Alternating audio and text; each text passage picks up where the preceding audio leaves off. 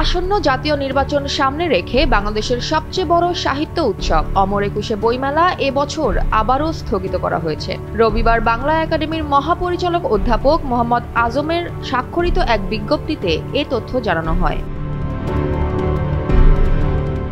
সরকারি সূত্রে জানা গেছে, স্বরাষ্ট্র মন্ত্রণালয়ের ২১শে সেপ্টেম্বরের সিদ্ধান্ত অনুযায়ী নির্বাচন পরবর্তী সময়ে বইমেলা আয়োজন করার নির্দেশ দেওয়া হয়েছে। সেই প্রেক্ষিতেই ডিসেম্বরে মেলা আয়োজনের পূর্ব নির্ধারিত যে তারিখ ঘোষণা করা হয়েছিল চলতি বছরের ১৭ই ডিসেম্বর থেকে ১৭ই জানুয়ারি তা স্থগিত করা হয়েছে।